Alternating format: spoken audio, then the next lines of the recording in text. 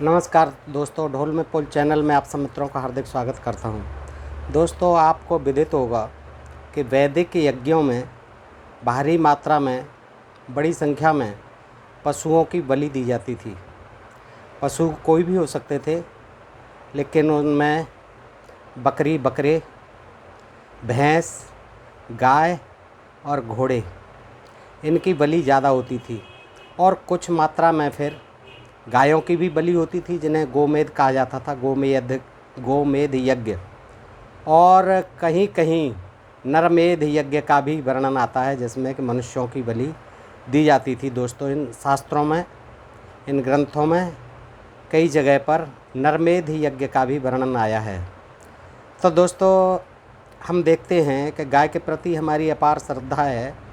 हिंदुओं में गाय को माता माना जाता है और माता का दर्जा दिया जाता है, और ये भी माना जाता है कि उसमें सभी देवताओं का निवास है, इसलिए उसको पूज्य मानते हैं। हिंदू धर्म की आस्था है, हिंदू धर्म के मानने वालों की। तो दोस्तों, गोमेद के बारे में जब हम सुनते हैं कि वैदिक यज्ञों में गाय का भी बलि दी जाती थी, तो बड़ा आश्चर्य होता है। तो दोस्तों, आज हम देखते हैं कि क्या ये सही है, और सही है तो कितना सही है, इसे हम प्रमाण के आधार पर देखना चाहते हैं दोस्तों। और इस प्रमाण के लिए मेरे हाथ में रजनीकांत शास्त्री जी रहे हैं, बहुत बड़े विद्वान रहे हैं। हिंदू जाति का उत्थान और पतन इनकी ये पुस्तक है।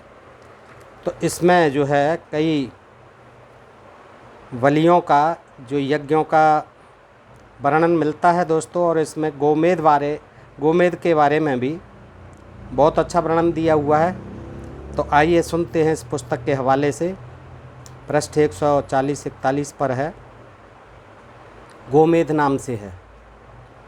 तो वो रजनीकांत शास्त्री जी शब्द कल्पद्रुम में गोमेद शब्द के विषय में यह वर्णन दिया है, बताते हैं दोस्तों। संस्कृत में मैं पढ़ता हूँ। यज्ञ विशेषः अत्र स्त्रीनो पशुः मंत्रसु स्त्रीलिंग पाठाता तस्य लक्षणं सप्तः सफलम नफस्फत्वं भग्नशृंगत्व काणत्व छिन्न कर्णत्वाद दोषराहित्यम तस्य प्रयोगः सर्वो अब पिछाग पशुवतः यजमानस्य स्वर्गः फलम गोश्च गोलोक प्राप्ति तस्य च कलो निषेधो यथा अश्वालंबम गवालंबम संन्यासम पलपैत्रकमं देवराज्यम सुतोत्पत्तिम कलोपंचम विवर्जियेत इति आपस्तम कल्पसूत्र पुराणे। इसका अर्थ है दोस्तों कि यह एक यज्ञ विशेष है, गोमेद। यह एक यज्ञ विशेष है। यहाँ पर गौ शब्द से स्त्री, गौ पशु, गाय पशु अर्थात गाय, न कि सांड, बैल या बछड़े से अभिप्रेत है। केवल गाय से मतलब है, बछड़े सांड से नहीं, क्योंकि मंत्रों में स्त्रीलिंग का पाठ है। उस गाय का यह लक्षण होना चाहिए, इस श्लोक के अनुसार उस गाय का यह लक्षण होना चाहिए कि वह 7 खुर वाली या 9 खुर वाली या टूटी सींग वाली, कानी या कनकटी आदि न हो। ये दोष नहीं हो उस गाय में, जो गोमेद यज्ञ में प्रयोग में लाई जाती थी। तो उनको जो है इन दोषों से मुक्त होना चाहिए। क्या कि 7 खुर वाली न हो, 9 खुर वाली न हो, टूटी सींग वाली न हो, और कानी कनकटी आदि न हो, अर्थात उसमें ये दोष नहीं होने चाहिए।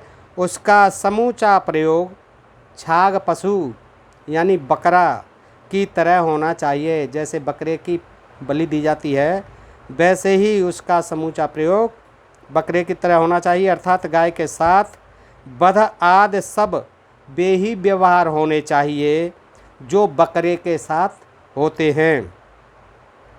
गोमेद का फल यजमान के लिए स्वर्ग और गाय के लिए गोलोक की प्राप्ति है। यानी गोमेद का फल क्या होगा? यजमान के लिए स्वर्ग मिलेगा और गाय को गोलोक मिलता है। गोमेद यज्ञ का कली में निषेध है, कल काल में निषेध है। आजकल गोमेद यज्ञ नहीं होता। वो बात अलग है कि वैसे तमाम गायों का वध होता है और उनके मांस का जो है देश से बाहर निर्यात भी हो रहा है धड़ल्ले से इस कल काल में। जैसे अश्वमेध घोड़े की बलि होती थी अश्वमेध यज्ञ में, गोमेद संन्यास मांस द्वारा पितरों को श्राद्ध तथा देवों के लिए देवर के साथ नियोग कर पुत्र उत्पन्न करना, ये 5 काम कलयुग में वर्जित हैं। ये गोमेध, अश्वमेध और मांस द्वारा पितरों को श्राद्ध और देवर के साथ नियोग जो प्रथा होती थी आदि, ये 5 काम कलयुग में वर्जित हैं। ये शास्त्रों में लिख दिया है। आपस्तंभ कल्पसूत्र पुराण का वचन है। क्या कहता है आपस्तंभ कल्पसूत्र पुराण? आपस्तंभ कल्पसूत्र के उपरोक्त उदाहरण में अश्वालंब और गवालंब शब्दों के अर्थ क्रम से अश्वमेध और गोमेध इस कारण किए गए हैं कि उक्त शब्दों में आए हुए आलंब यानी गोलंब, अश्वालंब और गवालंब, आलंब का अर्थ है मारना। अतः बहुब्रीहि समास के अनुसार अश्वालंब शब्द का अर्थ हुआ वह कर्म जिससे अश्व यानी घोड़े का आलंब यानी वध होता है, अर्थात अश्वमेध नामक यज्ञ विशेष। इसी प्रकार गवालंब शब्द का अर्थ हुआ गोमेध नामक यज्ञ विशेष जिसमें गाय का वध किया जाता है। मेरे इस अर्थ की पुष्टि बृहन्नारदीय भी करता है, जिसमें कलयुग में कतिपय अन्य कर्मों के साथ साथ अश्वमेध और गोमेध को भी वर्जित किया गया है। ये देखिए बृहन्नारदीय का उदाहरण है। समुद्र यात्रा स्वीकार है, कमंडलु विधारणम द्विजानां सवर्णास कन्यासु पुयम तथा देवरेण सुतोत्पत्ति मधुप्रकरे पश्चोर्वर्धम मासोदनम च श्राद्धे वान प्रस्थाश्रम तथा दत्तायाश्चैव कन्यायां पुनर्दानम परस्य च दीर्घकालम ब्रह्मचर्यम नरमेधाश्वमेधको महाप्रस्थान गमनम गोमदम मखम तथा इमान धर्मान कलयुगे वर्जानाहो मनीषिण। अर्थ क्या हुआ दोस्तों?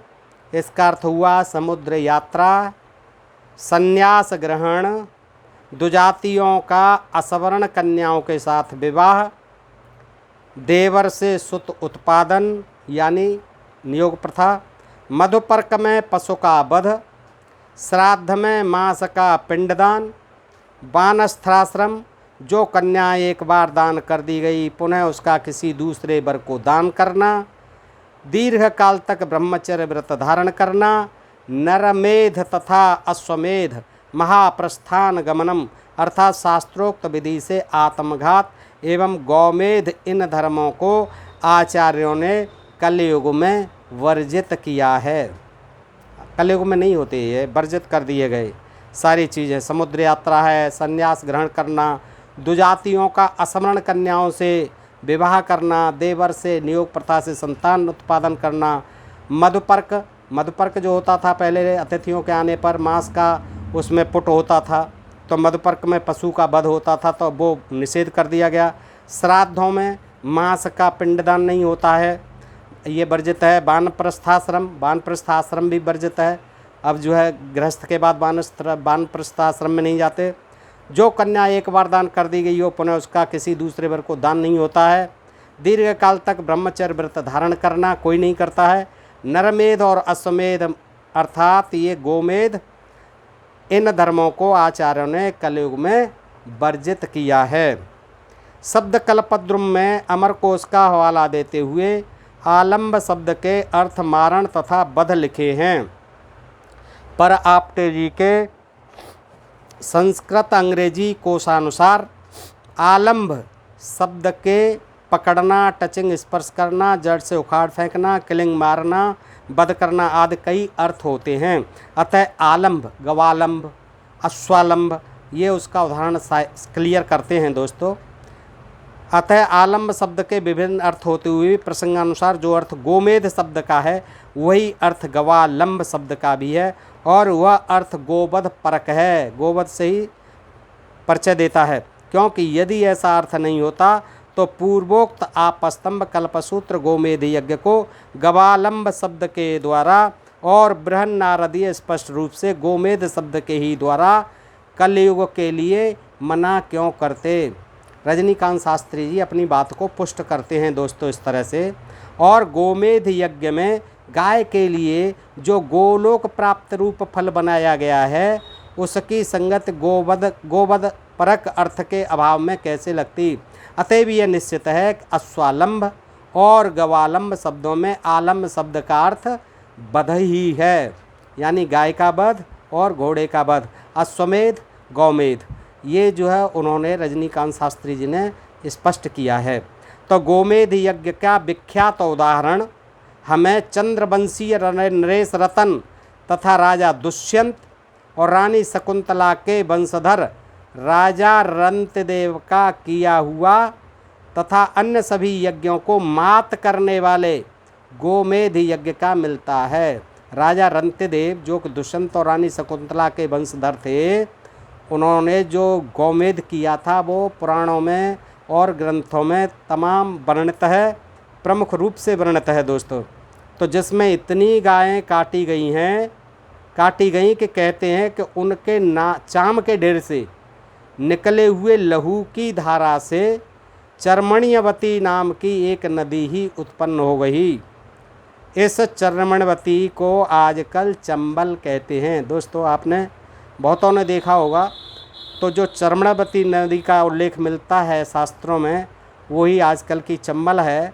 और वो चंबल कैसे बनी दोस्तों, कि राजा रंतदेव ने इतनी यज्ञ में इतनी गायों का वध कराया था कि उनका जो चमड़ा रखा रहा, चमड़े में से भी खून जो बहा, उससे ये नदी निकली।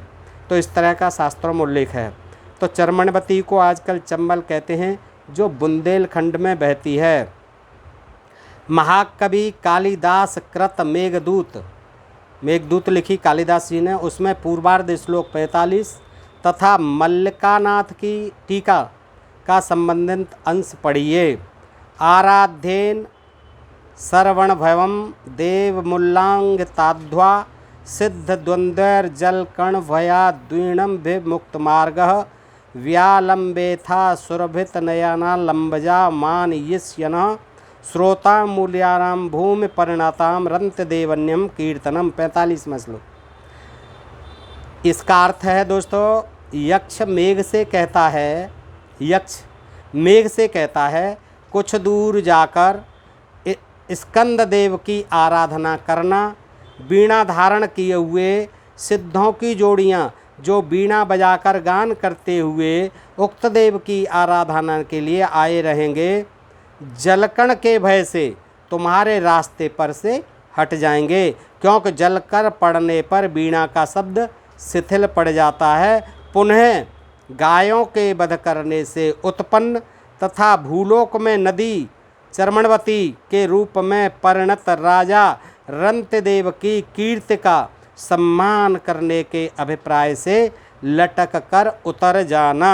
अब इस श्लोक की मल्लनाथ कृत टीका से संबंधित अंश पढ़िए। सुरभित नया नाम गवा माले नम्यम संगम पवेन जायते इति तक्तोक्ताम भुवि लोके स्त्रोतो मूर्त्या प्रभावरूणां प्रणताम रूप विशेषामापन्या रंतदेवस्य दस पुरहृतिम महाराजस्यम कीर्तन चरमणताम व्याख्याम नदीमृथ्यम मानस्यनं सत्करस्यन व्यावलंबेशा आवलंब्यत वर्तित्यम पुराकलज्ञम रंतदेवस्य गवालंबेस्त्र संवृता द्रक्त निंदस्या श्रमरासो काचंदींस्यन्दे चर्मणतीया व्याख्यातः इति। अर्थ, गायों के वध करने से उत्पन्न तथा लोक में प्रवाह रूप में बदली हुई 10 पुराधिपति महाराज रंतदेव की कीर्ति को, अर्थात चर्मण्यवती नाम की नदी को सत्कार करने के अभिप्राय से लटक कर उतर जाना। कहते हैं कि प्राचीन काल में राजा रंतदेव के गोमेध यज्ञों में इकट्ठे किए हुए चर्म तथा खून निकलते हुए चर्म के ढेर से एक नदी बह निकली, जो चर्मण्यवती यानी आजकल की चंबल कही जाती है। गोरक्त से चर्मण्यवती नदी की उत्पत्ति मानने पर एक प्रतिवादी, एक विपक्षी जो न मानता है इस सिद्धांत को, कहता है, आक्षेप करता है कि पशुओं या किन्हीं प्राणियों के रक्त से किसी नदी की उत्पत्ति मानना निरी मूर्खता है। ऐसे लोग कहने लग जाते हैं जब इस तरह की बात की जाती है, करे ऐसा ये गलत लिख दिए, गलत लिख दिया है, ऐसा कहीं नहीं होता है, प्राणियों के रक्त से नदी की उत्पत्ति कहीं नहीं होती है, ये मूर्खता की बात है, क्योंकि प्राकृतिक नियमों के प्रतिकूल होने के कारण ऐसा होना सर्वथा असंभव है।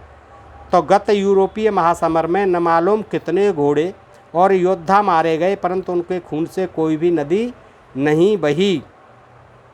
अब रजनीकांत जी इस आक्षेप का उत्तर देते हैं तो कहते हैं कि इस आक्षेप का उत्तर यह है कि यदि पुराण में वर्णित ऐसी घटनाओं को ऐसे ही आक्षेप कर दिया जाए, आक्षेप कह करके असंभव कह कर टाल दिया जाए, तो तुम्हारे श्रुति ब्रह्मा जी अंडे से निकलते हैं, खीर खा के बच्चे पैदा हो जाते हैं, हिरनी से पैदा हो जाते हैं, मछली से पैदा हो जाते हैं, तुरंत दौड़ने लग जाते हैं, आदि आदि अनेकों हजारों लाखों ऐसे उदाहरण हैं।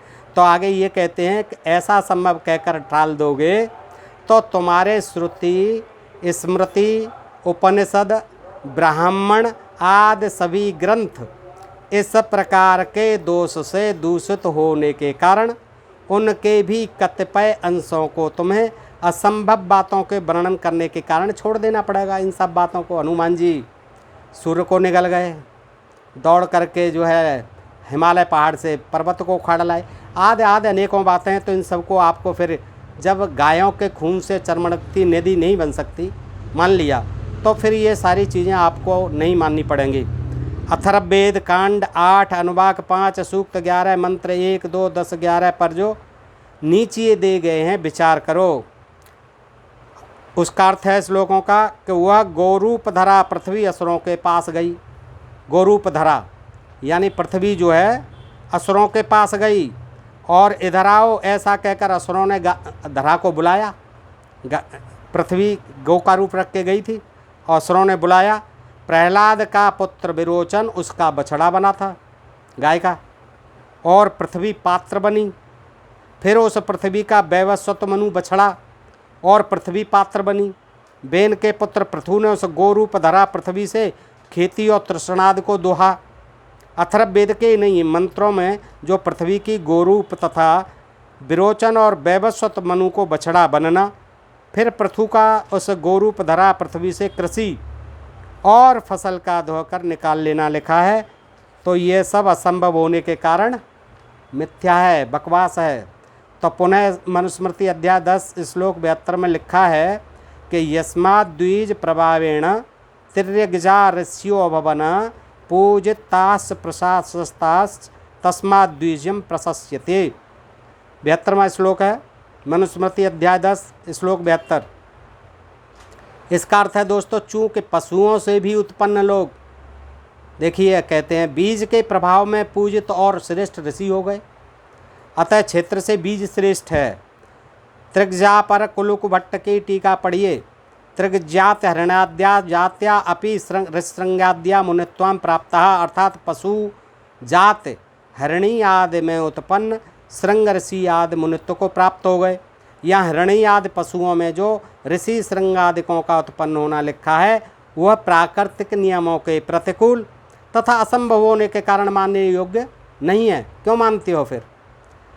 वज्र सूर्योपनिषद में भी, जिसका हवाला पूर्व में दे आया हूँ, कतिपय अन्य ऋषियों की भी उत्पत्ति इसी प्रकार असंभव तथा प्राकृतिक ढंग से हुई बताई गई है, जो प्रतिवादी के आक्षेपानुसार मानने योग्य नहीं है।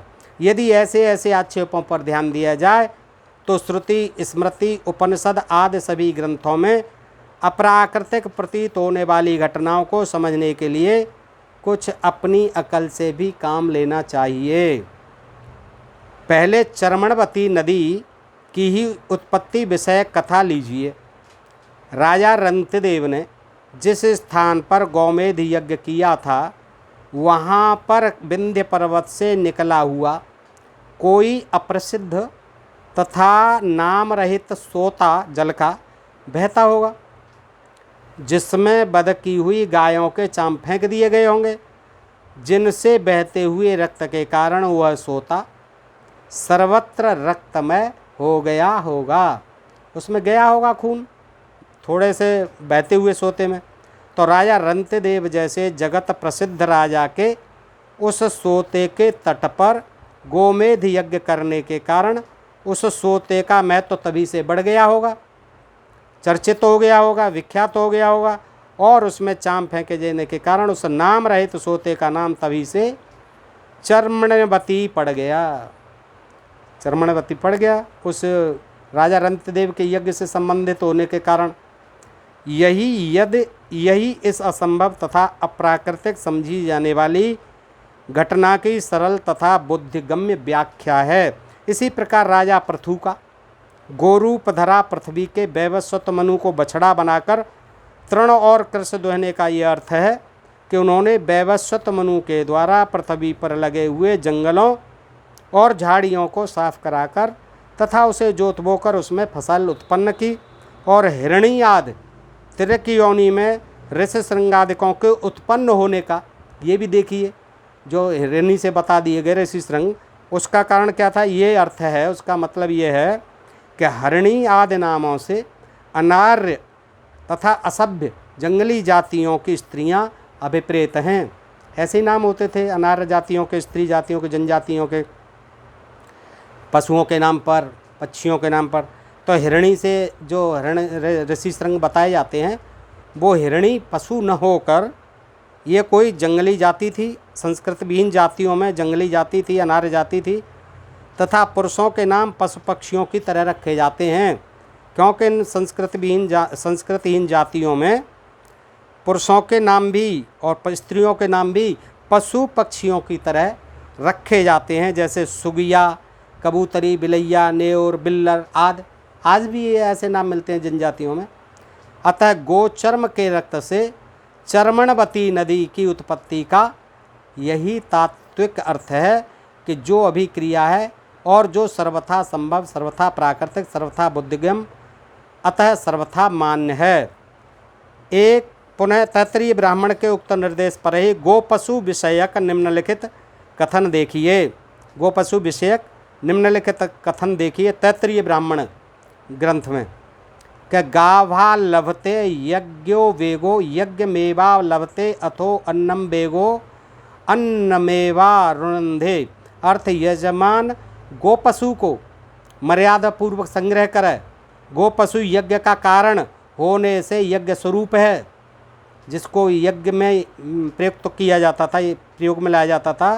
गोपशु यज्ञ का कारण होने से वह यज्ञ स्वरूप है। अतः गोपशु को प्राप्त करने से यजमान मानव यज्ञ को ही प्राप्त करता है, और गोपशु दूध घी आदि की प्राप्ति का कारण होने से अन्न भोजन द्रव्य स्वरूप है। अतः गोपशु को प्राप्त करने से यजमान मानव अन्न को ही प्राप्त करता है।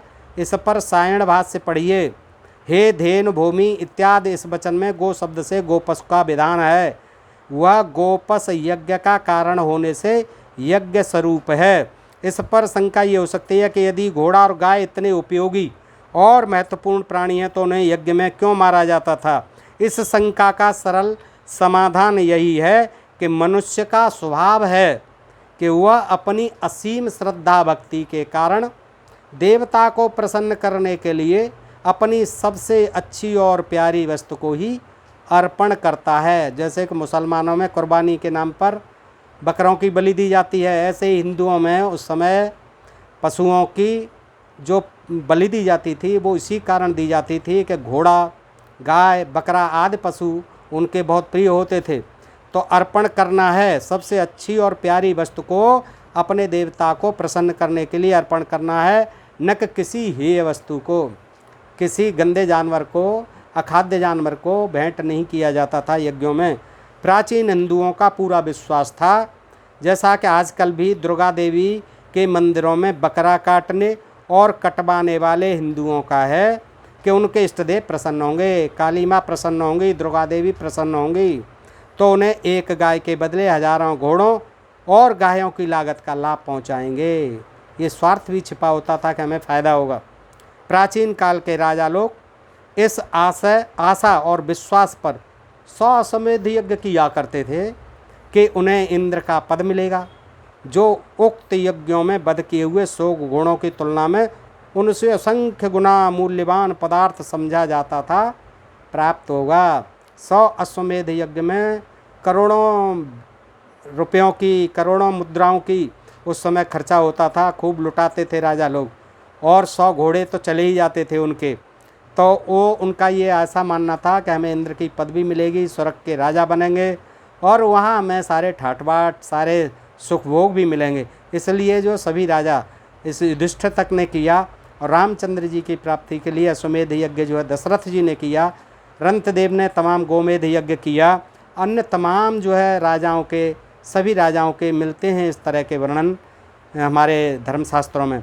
तो उनका यही मानना होता था कि हम अगर 100 अश्वमेध यज्ञ कर देंगे तो हमें इंद्र की पदवी मिलेगी, स्वर्ग का सिंहासन मिलेगा, वहाँ सारे हमें उर्वशी अप्सराओं के साथ हमें रास रंग करने के अवसर मिलेंगे। और इसी लालच में, इसी स्वार्थ के कारण वो यज्ञ करते थे और पुरोहितों का उनको जो है लूटना होता था, खूब पैसा लेते थे, खूब जो है उनके पशुओं के मांस को भी खाते थे। दोस्तों ये बिल्कुल स्पष्ट है, ये मैं नहीं कहता, इन ग्रंथों में, और यज्ञ करने का मतलब यही होता था। तो दोस्तों इस तरह से ये आपने देखा कि रजनीकांत शास्त्री जी ने बहुत अच्छा प्रकाश डाला है गोमेध यज्ञों पर, जिसमें कि गायों की बलि दी जाती थी। दोस्तों आज के लिए इतना ही। अगर आपको ये प्रसंग अच्छा लगे तो दोस्तों में शेयर करें और अपने प्रिय चैनल ढोल में पोल को सब्सक्राइब करते रहें। सुनने के लिए बहुत बहुत आभार। नमस्कार, जय हिंद, जय भारत दोस्तों।